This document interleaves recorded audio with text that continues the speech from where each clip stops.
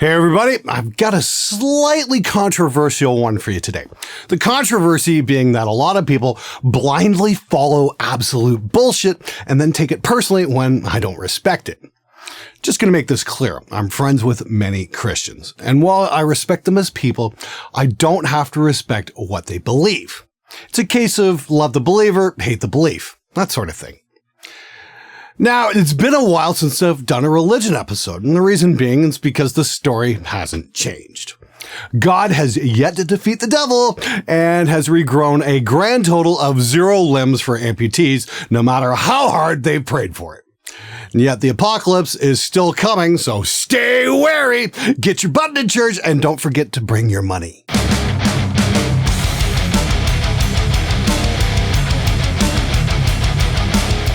So, a bunch of you are probably asking, well, why do you gotta pick on religion, Glenn? Well, besides the recent revelations in Pennsylvania, where over 1,000 kids were tortured and raped by the Catholic Church, and the Mormons dragging rape accusers out of their churches, Jehovah's Witness elders destroying sex abuse records, the losers who annoy the shit out of everybody at the TCL Chinese Theater in Hollywood, and not to mention the fanatics that show up every year at NAMM and last year called my gay friends a couple of sodomites. Yeah, there's some of that world-famous Jesus loves everybody attitude. This one has been requested by several of you viewers. For example, here's an issue that I'm sure more than a few of you out there are dealing with. Hey Glenn, my dad and stepmom are saying that rock music is from the devil. What do I do? Fuck you, Glenn. All right, keep in mind that logic is not going to work on these people. Those who have been indoctrinated into religion are the original NPCs, the non-player characters that are going to stick to the script because they've been programmed by the church since childhood to not think for themselves. Remember I said that God has yet to defeat the devil? That's because in order for a religion to work, it needs a bad guy. And anything that may cause you to question the legitimacy of the church is an agent of Satan. Like rock music, because questions are like kryptonite to religion. So I do find it interesting that you said stepmom. I'm going to assume that your father's first marriage ended in divorce. It's nothing new and statistically very likely. However, the Bible is pretty clear about divorce and how it sees remarriage as adultery. Now, please take this with a grain of salt. I'm in no way suggesting violence of any kind. I think the way the Bible and religion in general treats women is morally detestable. But if you really want to fuck with your dad, just walk up to him one day with a burlap bag full of rocks and say, hey dad, you know what? I am ready to get right with Jesus. I've read the Bible and it's pretty clear about what needs to be done about the interloper in our home. And then hand him the bag. Now, obviously he's not going to follow through, not unless he's a complete fundamentalist psycho, in which case call 911 as quickly as possible. The point being, if he's not going to follow the Bible, then neither should you.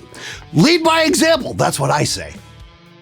And as for your stepmother, the next time she starts on you about rock music, just say 1 Timothy 2:12.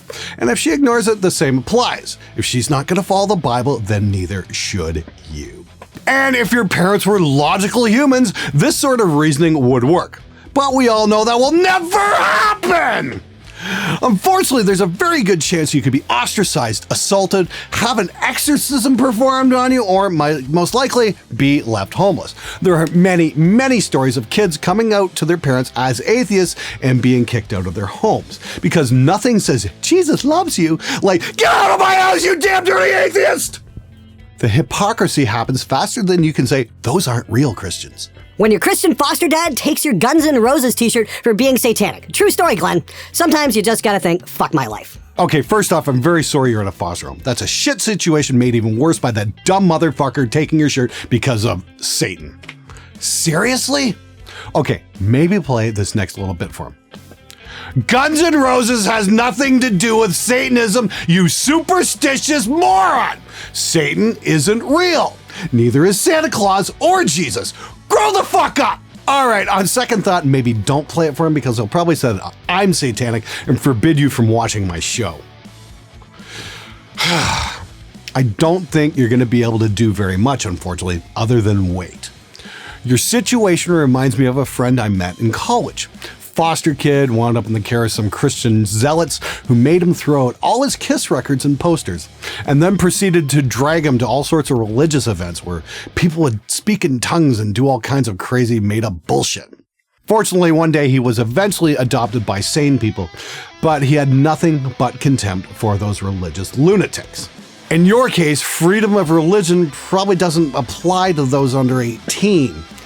The only thing you can do is silently protest. If you get dragged into church, refuse to sing, refuse to stand, refuse to pray, or take part in any way. And if they lay their hands on you, call the cops. If they mistreat you, get video. That is, if they haven't already taken your cell phone away. There's got to be some sort of small camera laying around your place that you're living. Just make sure that it's hidden and recording the next time they confront you over this, and put that shit online. Now, I'm not saying your foster father is a bad person. In his mind, he probably thinks he's acting in your best interest. He wants to save you. However, the chances of someone being damaged by a Guns N' Roses t-shirt are astronomically small. The chances of a young person being sexually abused by clergy, on the other hand, well, maybe your foster father should take that into consideration. But then again, facts really don't matter to the faithful. Once upon a time, a guy named Galileo proved that the earth revolved around the sun, and religion tried to murder him for it. It didn't matter that he was right. What mattered was that he went off the script and violated the church's program. This is what you are up against: the willful denial of reality. It's why so many people dismiss working scientific theories like natural selection or the Big Bang, despite the overwhelming physical evidence to back them up. The next time somebody says, well, that's just a theory, tell them that so is gravity, and then suggest that they walk off the top of the nearest high-rise building. Hey Glenn, look, I was raised in a Christian household, and I realize now that I'm only a Christian because my parents are. I want to tell my family that, but if I did, they say it's Satan influencing me from heavy metal music, and I might wind up homeless, and I can't lie about it anymore, man. What would you do? Your fan subscriber, Kurt. Well, thanks for writing that, Kurt. I really appreciate it. First off, you've hit the nail on the head. The only reason you're from a particular religion has nothing to do with divinity and everything to do with geography. People from North America and Europe tend to be Christian, Middle East tends to be Muslim, Asians tend to be, well, you get the idea. Yes, there are exceptions, but if you trace lineage back far enough, the religion of choice usually goes back to the region where it originated. Because parents pick the religion for the child. They get them while they're young and gullible, and then throw absolute nonsense at them until they believe it. And it just happens that your parents picked the one true religion for you, and all the rest of them are just made up fairy tales that are completely wrong. Don't believe me? Ask your Christian parents about Islam and watch what happens. But good for you for realizing it. However, there is a damn good chance that they will throw you out of the house if you ever tell them. But just be glad you're not in Bangladesh, where you could wind up murdered for being an atheist. Or in Saudi Arabia, where the government will label you as a terrorist. Yeah, Saudi Arabia, the bonesaw people. Anyway, the only thing I can suggest is to keep it to yourself. Grin and bear it, because you are never going to change your parents' mind. Go to church, smile and nod, and learn what private browsing is all about. There are tons of great metal tracks available for free on YouTube. You can also get tiny MP3 players for under $10 online. If your parents intercept your mail, get it sent to a friend's house. That's what I did for a buddy of mine back in high school. He wanted a video game. His parents were really old school Europe, and they forbid it. So I had him send it to my place. They also forbid him from playing guitar, so he kept his Strat at my house for the first few months that he owned it. Suffice it to say, his parents were completely insane, screamed at him constantly to try and keep him on some sort of narrow moral path, and generally stressed him the fuck out constantly. Turns out his mom was cheating on his dad the whole time, and they wound up divorced. And I don't think he's spoken to either of them in 25 years. Rightfully so. You just don't need that kind of poison in your life.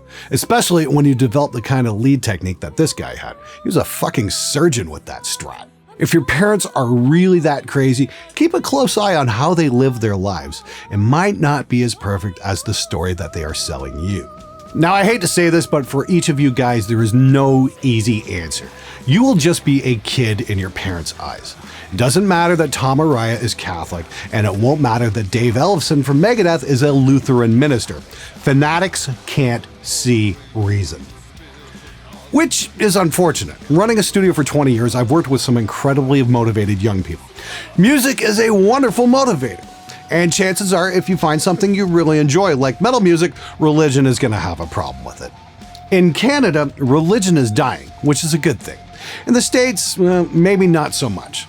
So my suggestion would be to blend in. Look the part, don't stick out. Don't wear metal shirts, keep your hair short, try to look like the rest of the little robots attending your church. Keep your metal stuff in your locker at school or at a friend's house, but be the inside man. Be the spy. If you get dragged to a service, go with the knowledge that the true purpose of religion is to put money in the collection plate and brainwash enough people into raising the next generation of suckers who will put money into the collection plate. Church is like a casino where nobody wins anything and you just walk out with less money in your pocket. Of course, you could always just pick a Christian denomination that lets you rock out. With over 30,000 varieties to choose from, one of them is bound to. And just remember, they're all the one true way.